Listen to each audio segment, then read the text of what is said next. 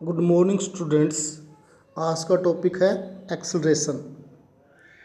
Acceleration को कैसे define करेंगे? Rate of change of velocity with time. एक सेकंड के अंदर कितनी वेलोसिटी चेंज होगी उस वैल्यू को हम बोलते हैं एक्सेलरेशन। और एवरेज एक्सेलरेशन किसके इक्विवेलेंट होता है? v2 minus v1 upon t2 minus t1 या डेल्टा v अपॉन में डेल्टा t। अब यहाँ पे देखो v2 फाइनल वेलोसिटी है और v1 इनिशियल वेलोसिटी है, तो कितना वेलोसिटी का चेंज हो रहा है उसको डिवाइड किया है t2 माइनस t1, और t2 माइनस t1 यहाँ पे क्या है? Time interval. वेलोसिटी का कितना चेंज हुआ है उसको टाइम इंटरवल से डिवाइड करेंगे तो एवरेज एक्सेलरेशन आ जाएगा। v2 यहाँ पे क्या है? Final velocity at time t2 और v1 इनिशियल वेलोसिटी है एट टाइम t1। और एक्सेलरेशन की ऐसा यूनिट क्या होगी? मीटर पर सेकंड स्क्वायर। अब यहाँ पे ग्राफ हमने ड्रा किया हुआ है, किसके बीच में? वेलोसिटी और दूसरा है टाइम। अब यहाँ पे ओरिजिन है और जब वेलोसिटी 24 हो जाएगी 24 मीटर पर सेकंड, कितने टाइम में? 10 सेकंड में। तो 0 से 10 सेकंड के बीच एवरेज एक्सेलरेशन की वैल्यू क्या आएगी? 24 minus 0 upon 10 minus 0। Time interval कितना है यहाँ पे?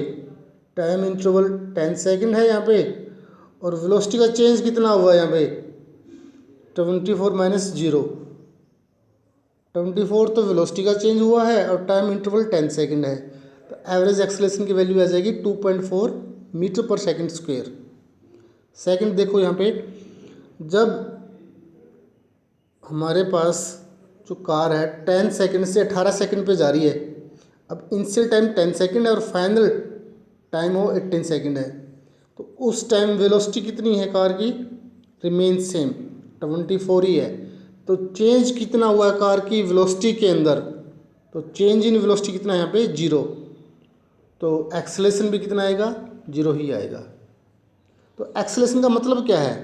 कितना एक सेकंड में कितनी वेलोसिटी चेंज हो रही है, उस वैल्यू को हम क्या बोलते हैं? एक्सेलरेशन। अब थर्ड में देखो, अभी स्लोप नीचे आ रहा है, डाउनवर्ड नीचे की तरफ आ रहा है। इस दौरान क्या हो रहा है?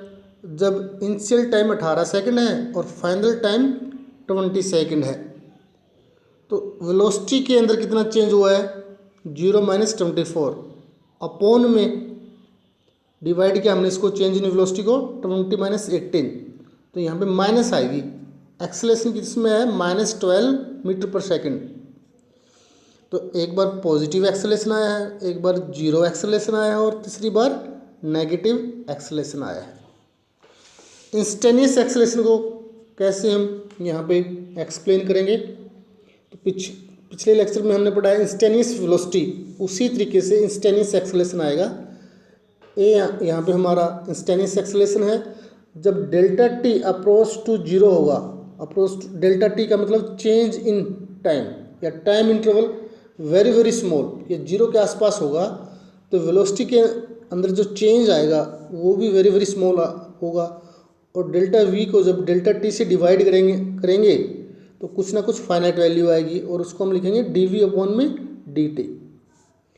अब यहाँ पे एक्सेलरेशन है, इंस्टेंटेनियस एक्सेलरेशन को हम एक्सेलरेशन भी बोलते हैं, उसको हम ग्राफ में कैसे रिप्रेजेंट करेंगे?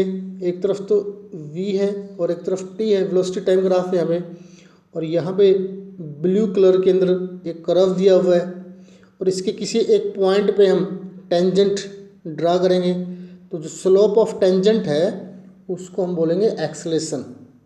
एक्सेलरेशन क्या है? वीटी ग्राफ के अंदर स्लोप ऑफ टेंजेंट को हम एक्सेलरेशन बोलते हैं। अब नेक्स्ट यहाँ पे, अब हमारे पास ये जो ग्राफ है एक्सेलरेशन और टाइम के बीच का है। इस तरफ तो एक्सेलरेशन है और दूसरी तरफ टाइम है। जब एक्सेलरेशन हमारे पास नॉन यूनिफॉर्म होगा तो ये नॉन यूनिफॉर्म एक्सेलरेशन का है ये।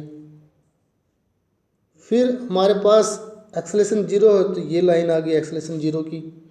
फिर एक्सेलरेशन हमारे पास कांस्टेंट है तो ये एक्सेलरेशन कांस्टेंट आ गया हमारे पास। तो नॉन यूनिफॉर्म, एक्सेलरेशन 0 और एक्सेलरेशन हमारे पास कांस्टेंट है, और उसकी वैल्यू किसकी किसके बीच में निकाली हुई हमने, -6 है यहाँ पे हमारे पास, एक्सेलरेशन -6 है, -6 मीटर पर सेकंड स्क्वेयर। और कहाँ से कहाँ तक है, 18 सेकंड से 20 सेकंड के बीच में है। Thank you.